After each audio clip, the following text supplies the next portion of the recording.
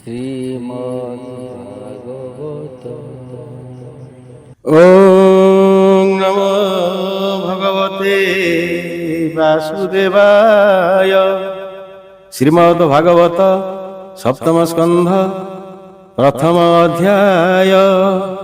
নমই নৃসিংহ চরণ অনাদি পরম কারণ।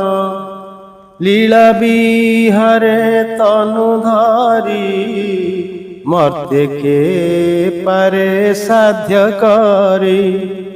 কৃষ্ণ চরণে ଦେଇଛି ତ ବୋଲନ୍ତି ବ୍ୟାସଙ୍କର ସୁତ। ଏବେ ହୋ ଶୁଣ ନୃପମଣି হরিচরিত সুধাবাণী। জন্ম বাসনা কর্ম ফলে প্রাণী ভ্রমন্তি এ শয়লে। সপ্তম স্কন্ধে উপদেশ কহিবা অধ্যা পঞ্চদশ। কর্ম বাসনা রূপ ধরে বেনি প্রকারে সে সঞ্চরে। শুভ শুভ বেনি পদে প্রকাশ করে হেতু ভেদে। মহান্ত অপমান কোপে অশুভ জন্ম লভে পাপে। পুଣି মহান্ত অনুগ্রহে সে কর্ম শুভ ফল বহে। শুণ কহিবা প্রিয় ভাবে যে যহি যে মন্ত প্রস্তাবে।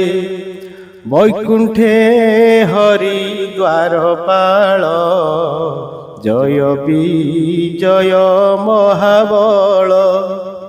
সেবেনি ভাই হরিদ্বারে ଖଟନ୍ତି ସେବା ଅନୁସାରେ। ଚତୁସନଙ୍କ କୋପ ଫଳେ ଜନ୍ମିଲେ ଅସୁରଙ୍କ କୂଳେ। ବ୍ରାହ୍ମଣେ ଅପରାଧ କରି ମର୍ତ୍ତେ ଜନ୍ମିଲେ ଦେହ ଧରି। অসুর অংশে অবতার হিরণ্যকশিপু কুমার। সে প্রহ্লাদ দৈত্য দেহে নারদ মুনি অনুগ্রহে। শ্রীকৃষ্ণ চরণ কমলে নিশ্চল ভক্তি যোগ বলে। জন্ম বাসনা হেতু স্মরি কৃষ্ণ ভকতি দৃঢ়ে ধরি। বিষ্ণু ভকত হই যেবে ভকতি করে সেহু ভাবে। তাহাকু রখে ভগবান ন সহে ভক্ত অপমান। জয় বিজয় বেনি ভাই অসুর অংশে জন্ম হই। হরি কি অপরাধ কলে তৃতীয় জন্মে নিস্তরিলে। এণু পণ্ডিত প্রাণী যেতে মহান্ত অনুগ্রহার্থে। যত্ন করন্তি নিরন্তরে আত্মাকু আপনে উদ্ধরে। যে ভাব মুনি গণ চিন্তি মহান্ত লক্ষ্মণ ବୋଲନ୍ତି। এ আদি অন্ত তোতে কহি শুণ পরীক্ষা মন দেই। দ্বিতীয় দরে দেহ বহি জয় বিজয় বেনি ভাই বিষ্ণু হিংসন নিরন্তরে କରନ୍ତି ଅସୁର ବ୍ୟବହାରେ ତାହାଙ୍କ କୂଳେ ପ୍ରହ୍ଲାଦ ଶ୍ରୀକୃଷ୍ଣ ଭକ୍ତ ମଧ୍ୟେ ବୁଧ ଏ ପିତା ପୁତ୍ର ମଧ୍ୟ ଗତେ ପୂର୍ବ ବାସନା ଅନୁମତେ ମହାନ୍ତ କୋପ ଅନୁଗ୍ରହ ବାସନା ଭେଦ ଏ ନିଶ୍ଚୟ ବାସନା ବଳେ କର୍ମଜାତ ଦଶ ଅଧ୍ୟାୟ ଏ ଚରିତ ପଞ୍ଚ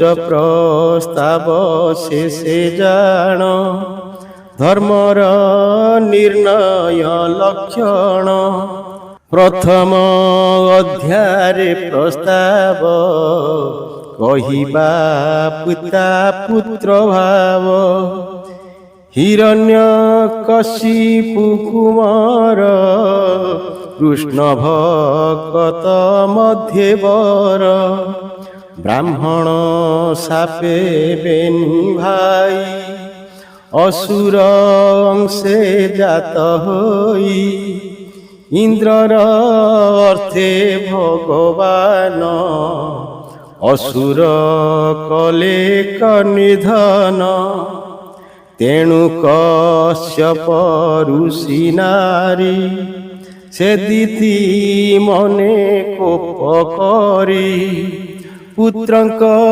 ମରଣ ବିଶ୍ୱାସେ ଦୀର୍ଘାତେ ରୋଦେ ଦଶ ଦିଶେ ଏମନ୍ତ ସୁକ ବାକ୍ୟ ଶୁଣି ପୁଛେ ପାଣ୍ଡବ ଚୂଡ଼ାମଣି ରାଜା ପରୀକ୍ଷିତ ଉବାଚ ଭୋମୁନି ଶୁଣ ମୋ ବଚନ ଯେ ହରି ସର୍ବ ଘଟେ ସମ ପ୍ରିୟ ସୁହୃଦ ପ୍ରାଣୀଙ୍କର ବିଶେଷ ଶରଣ ସୋଦର ସେ କିମ୍ପା ଇନ୍ଦ୍ର ପକ୍ଷ ଧରେ ନିର୍ଦ୍ଦୟ ଅସୁର ସଂହାରେ ଯେ ହରି ସର୍ବ ଜୀବ ଗତି ସେ କିମ୍ପା ଆଚରେ ଅନୀତି ଅଶେଷ ଜନ୍ତୁ ହୃଦେ ଥାଇ ଅନ୍ତରେ ସର୍ବ ସେ ଦେଖଇ ଆତ୍ମାର ନିସ୍ତାରଣ କରେ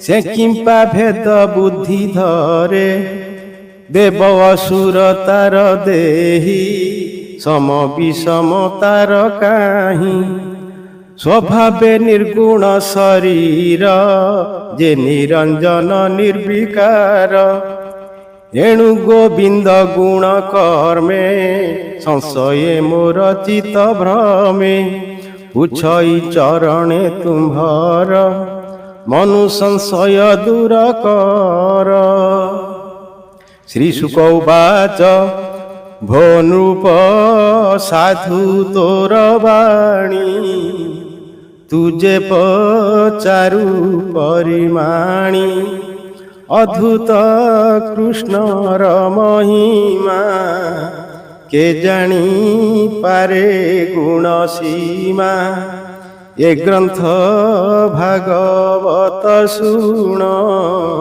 କୃଷ୍ଣର ଭକତି ଲକ୍ଷଣ ପରମ ପୁଣ୍ୟ ଏହୁ ବାଣୀ ଯେ ଶୁଣେ ଯେବା ମୁଖେ ଭଣି ନାରଦ ଆଦି ମୁନି ଗଣେ ଯାହା ଗାବନ୍ତି ଅନୁକ୍ଷଣେ ବ୍ୟାସ ଚରଣେ ସେ ବିମୁହିଁ କହିବି ମୁଁ ଯାହା ଜାଣଇ ସେ ହରି ସ୍ୱଭାବେ ନିର୍ଗୁଣ ଅଜନ୍ମା ବ୍ୟକ୍ତ କାରଣ ସ୍ୱଭାବେ ପ୍ରକୃତି ରୂପର ବ୍ରହ୍ମା ଶଙ୍କରେ ଅଗୋଚର ସେ ମାୟା ଗୁଣ ଆଶ୍ରୟ କରି ବଧ୍ୟବଧିକ ରୂପ ଧରି ଯେ ସତ୍ୱ ରଜ ତମ ଗୁଣ ପ୍ରକୃତି ଏହାଙ୍କ କାରଣ ଆତ୍ମାର ଗୁଣ ଏ ନୁହନ୍ତି ପ୍ରକୃତି ରୂପେ ପ୍ରକାଶନ୍ତି ଉଦୟ ଅସ୍ତ ଏକାବେଳେ ନୁହନ୍ତି ଗୁଣ କାଳ ବଳେ ସୃଷ୍ଟି ପାଳନ କରେ ହରି ସତ୍ୱଗୁଣକୁ ଆଶ୍ରୟ କରି ଦେବତା ଋଷି ରୂପ ହୋଇ ସ୍ୱଧର୍ମେ ସୃଷ୍ଟି ସେ ପାଳଇ ରଜଗୁଣକୁ ଆଶ୍ରୟ କରି ଅସୁର ମାନଙ୍କୁ ବିସ୍ତାରି ଯକ୍ଷ ରାକ୍ଷସ ତମ ଗୁଣେ ସୃଜଇ କାଳର ପ୍ରମାଣେ ଜ୍ୟୋତି ସ୍ୱରୂପେ ପ୍ରକାଶଇ ବିଚାରେ କାହିଁ ନ ମିଶଇ କାଷ୍ଠ ସଂଯୋଗେ ଅଗ୍ନି ଜେନେ ଜଳ ଯେ ସନେ ପାତ୍ର ସ୍ଥାନେ ଆକାଶ ଜେନେ ଜଳ ଘଟେ ତେମନ୍ତ ରୂପେ ସେ ପ୍ରକଟେ ମାୟାରେ ନାନା ରୂପ ହୋଇ ସେ ମାୟା ତାକୁ ନ ଲାଗଇ ଏହା ବିଚାରି ମୁନି ଜନେ ଆତ୍ମାକୁ ଆତ୍ମା ଅନୁମାନେ ସଂଶୟ ନ କରନ୍ତି ମନେ ହରି ବିଷୟ କ୍ରୀଡ଼ା ସ୍ଥାନେ ସେ କାଳ ମାୟା ଯୋଗ ଜୁତେ ପୁରସର୍ଜଇ ଏ ଜଗତେ ରଜଗୁଣରେ ସୃଷ୍ଟି କରେ କାରଣ ବ୍ରହ୍ମ ରୂପ ଧରେ ଦେବାଧିଦେବ ଦେହ ମଧ୍ୟେ ବସଇ ସତ୍ୱ ଅନୁବାଦେ ରମିବା ଅର୍ଥେ ଭାବଗ୍ରାହୀ ଅଶେଷ ଜନ୍ତୁ ହୃଦେ ଥାଇ କ୍ରୀଡ଼ାର ଅନ୍ତେ ସେ ଆପଣି ସୃଷ୍ଟି ସଂହରେ ତମ ଗୁଣେ ସେ ସୃଷ୍ଟି ଆଦ୍ୟ କାଳେ ହରି ଜୀବ ପ୍ରକୃତି ରୂପ ଧରି ପ୍ରଧାନ ପୁରୁଷ ଏବେନି ନିମିତ୍ତ ମାତ୍ର ସଙ୍ଗେ ଘେନି ତାଙ୍କ ଆଶ୍ରୟ ସଙ୍ଗ ମେଳେ ଜଗତ ଭିଆଇଲା କାଳେ କାଳ ଚଳନ୍ତେ ଆଜ୍ଞା ଘେନି ପ୍ରଧାନ ପୁରୁଷ ଏବେନି ଉଭୟ ମତେ ନାନା ଗୁଣେ ହୋଇଲେ ସୃଷ୍ଟିର କାରଣେ ସେ ହରି କାଳ ରୂପ ଧରେ ସାତ୍ବିକେ ଦେବଙ୍କୁ ଧରେ ଦେବଙ୍କ ପ୍ରିୟ କର୍ମ କରେ ଅସୁର ବଳକୁ ସଂହାରେ ଏଣୁ ସେ ପ୍ରଭୁ ଭଗବାନ ବହଇ ସୁର ପ୍ରିୟ ନାମ ରଜତାମସ ଗୁଣ ଯେତେ ତାକୁ ସଂହାରେ ଅବିରତେ ଏବେ ହୋ ଶୁଣ ନରନାଥ ହରିଚରିତ ଭାଗବତ ତାହାଙ୍କ ମହିମା ବିଶେଷେ ଶୁଣ କହିବା ଇତିହାସେ ରାଜୁଷୀ ଯଜ୍ଞ ସଭାନ୍ତେ ଧର୍ମନନ୍ଦନର ଅଗ୍ରତେ ନାରଦ ମୁନି ଯାହା କହି ସେ ସଭା ମଧ୍ୟେ ପାଞ୍ଚ ଭାଇ ଦେବକୀ ନନ୍ଦନର ତୁଲେ ଧର୍ମନନ୍ଦନ ପଚାରିଲେ ସେ ସଭା ମଧ୍ୟେ ଧର୍ମବଳା ନୟନେ ଅଦ୍ଭୁତ ଦେଖିଲା ଶିଶୁପାଳର ପଞ୍ଚପ୍ରାଣ ଗୋବିନ୍ଦେ ପଶିଲା ତକ୍ଷଣ ସଭାଜନଙ୍କ ଦୃଷ୍ଟି ଆଗେ ବିଜୁଳି ଯେହ୍ନେ ନୀଳ ମେଘେ ଯୁଧିଷ୍ଠିର ଉବାଚ ଓ ମୁନି ଅଦ୍ଭୁତ ଏ କଥା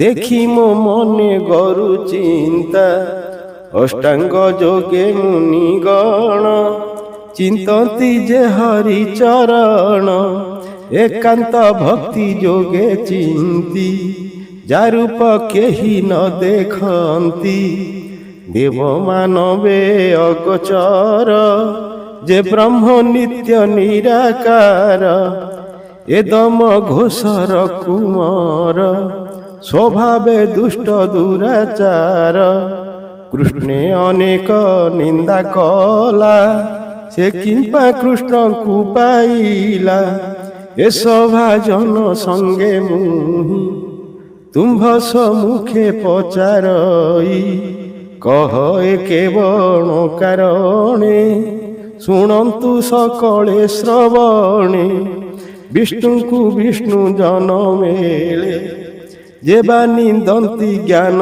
ଭୋଳେ ସେ ପ୍ରାଣୀ ନର କେ ପଡ଼ନ୍ତି ମହାନ୍ତେ ଏମନ୍ତ କହନ୍ତି ଏଦମ ଘୋଷ ସୁତ ବାଣୀ ସଭାରେ ଦନ୍ତ ବଜ୍ର ପୁଣି ସେହୁ ଅନେକ ନିନ୍ଦା କଲା ସେ କିମ୍ପା କୃଷ୍ଣଙ୍କୁ ପାଇଲା ଏବେ ନିଜନେ ନିନ୍ଦା କଲେ ସଭାର ମଧ୍ୟେ କହେଲେ କୁଷ୍ଟ ନୋହିଲା କିମ୍ପା ତୁଣ୍ଡେ କିମ୍ପା ନ ଗଲେ ଯମ କୁଣ୍ଡେ କେବଳ ହେତୁ ବେନି ବୀରେ ପଶିଲେ କୃଷ୍ଣର ଶରୀରେ ଏଣେ ଭ୍ରମଇ ମୋର ମନ ବନେ ଯେ ସନେ ହୁତାସନ କାରଣ କହ ମୁନି ମୋତେ ଶୁଣିଲେ ଯିବଇ ପରତେ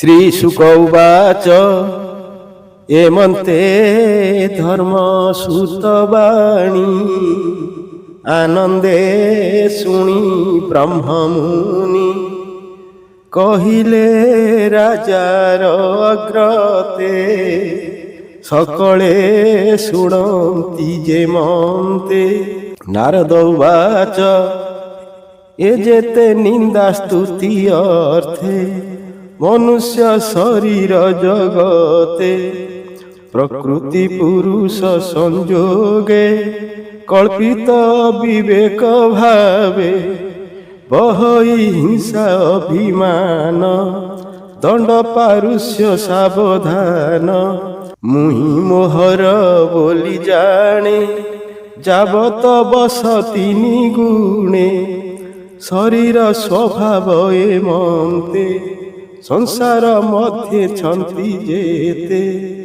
ଆତ୍ମାଭିମାନେ ଦେହ ବହି ତା ବଧେ ପ୍ରାଣୀ ବଧ ହୋଇ ଏଘେନି କୈବଲ୍ୟର ସ୍ଥାନେ ନ ଘଟେ ଅର୍ଥ ଅଭିମାନେ ହରି ବିଷয়ে କରି ଯେତେ କୈବଲ୍ୟ ଲଭେ ପ୍ରାଣୀ ଅନ୍ତେ কে ভজে রিপু অনুবন্ধে কে অবা মিত্র ভাবে সধে কে অবা ভজে তাকু ডরে কে অবা প্রিয় ভাব করে কে কাম ভাবে অনুসরে কে অবা স্নেহে চিন্তা করে ଏ ସର୍ବଜନେ ଅନ୍ତକାଳେ ପଶନ୍ତି ଚରଣ କମଳେ ନିତ୍ୟ ବୈରୀ ଭାବେ ଚିନ୍ତି ହରିଙ୍କି ଯେ ମନ୍ତେ ଲଭନ୍ତି ନିଶ୍ଚଳ ଚିତ୍ତେ ନିତ୍ୟ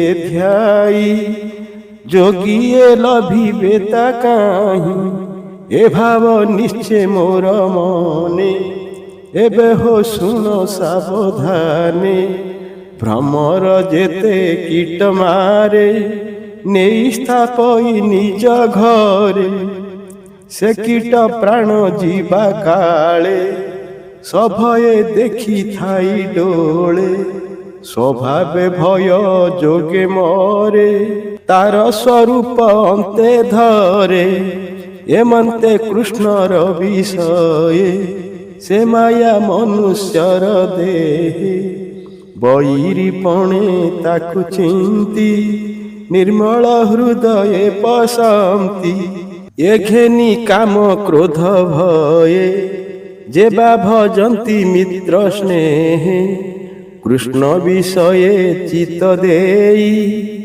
ଅନେକ ଗଲେ ମୋକ୍ଷ ହୋଇ ଗୋପନ ଗରେ ଗୋପୀ ଯେତେ କୃଷ୍ଣ ଭଜିଲେ କାମ ଚିତେ କଂସ ଯେ ନିତ୍ୟ ଭୟ କଲା ଅନ୍ତେ ସେ ଗୋବିନ୍ଦେ ପଶିଲା କ୍ଷତ୍ରିୟ ଶିଶୁପାଳ ଆଦି ତରିଲେ ହୋଇଣ ବିବାଦୀ ସମ୍ବନ୍ଧେ ବୃଷ୍ଣି ବଂଶ ଯେତେ ତୁମ୍ଭେ ଯେ ଜ୍ଞାନ୍ତି ସ୍ନେହ ମତେ ମୁହିଁ ତା ଚରଣ କମଳେ ଭକତି କରଇ ନିଶ୍ଚଳେ ପୂର୍ବେ ଯେ ବେଣ ସତ୍ୟ ଯୁଗେ ନିରତେ ନ ଭଜିଏ ଭାବେ ବ୍ରାହ୍ମଣ ସାପୁ ନାଶ ଗଲା ଅନ୍ତେ ସେ ନରକେ ପଡ଼ିଲା ଏଣୁ ହରିଙ୍କି ନାନା ମତେ ଯେ ଭଜି ପାରେ ଦୃଢ଼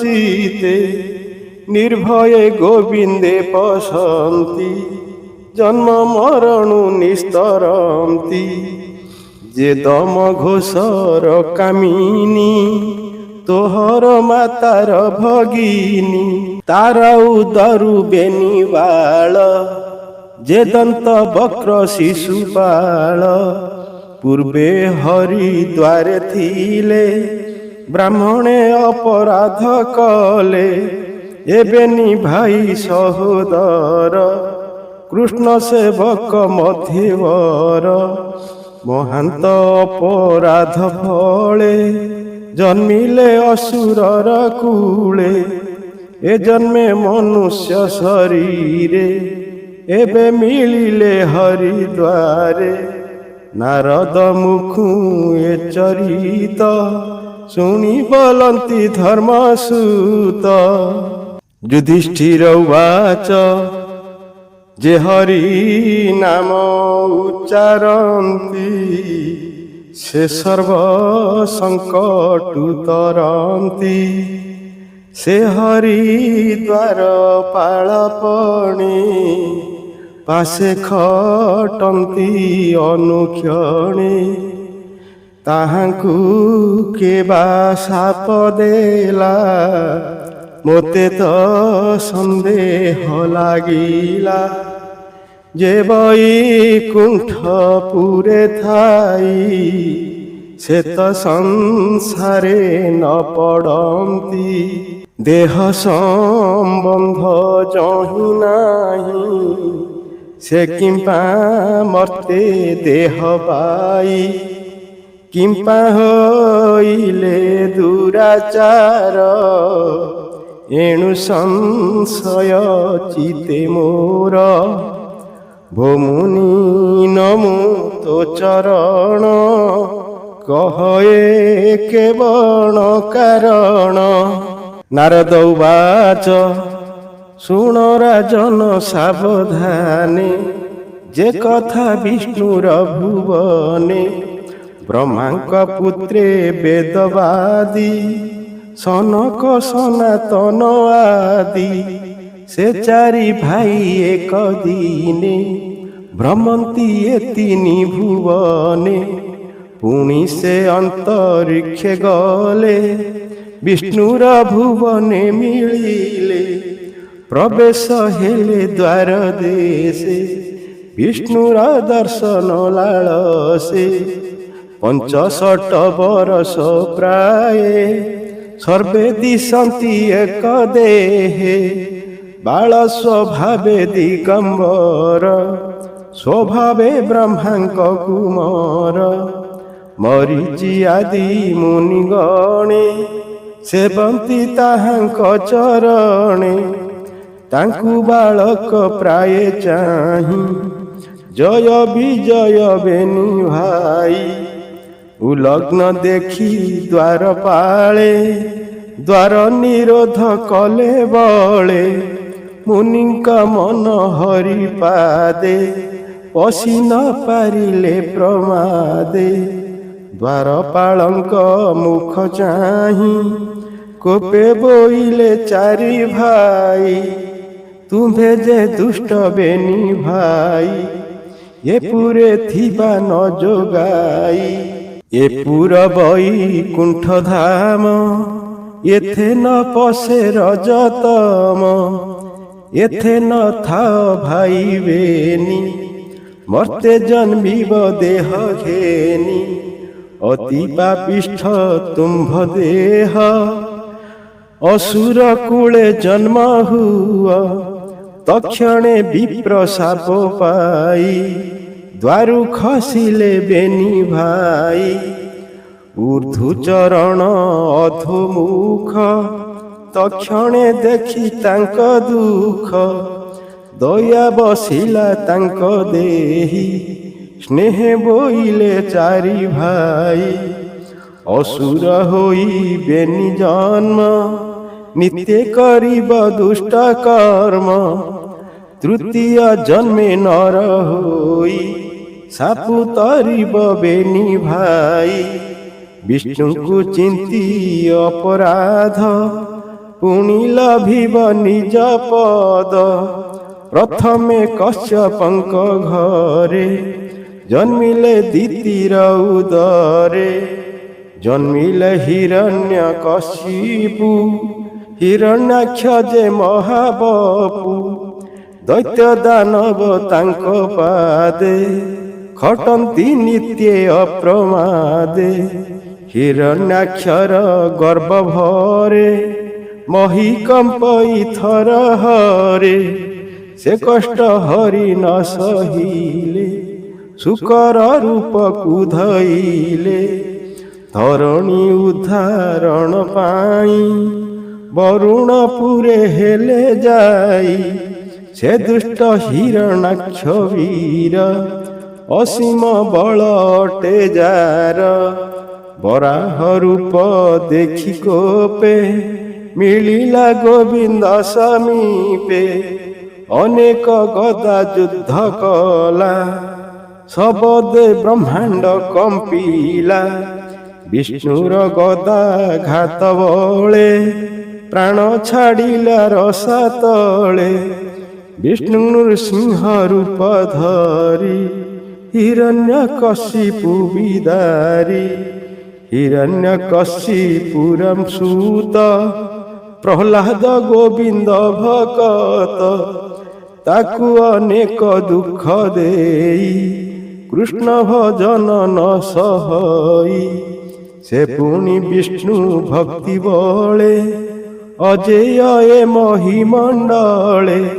ତାକୁ ଅନେକ ଦୁଃଖ ଦେଲା, କେବେ ହେ ମାରି ନ ପାରିଲା।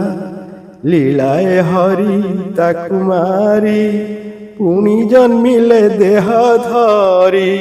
ପୁଣି ରାକ୍ଷସୀ କୋଳେ ଯାଇ, ବିଶ୍ରବା ଗୃହେ ବେନି ଭାଇ। କେଶିନୀ ଗର୍ଭେ ହୋଇ ଜନ୍ମ, ଅନେକ କଲେ ମନ୍ଦ କର୍ମ। ରାବଣ କୁମ୍ଭକର୍ଣ୍ଣ ରୂପେ, ତ୍ରୈଲୋକ୍ୟ ବଶ କଲେ ଦର୍ପେ।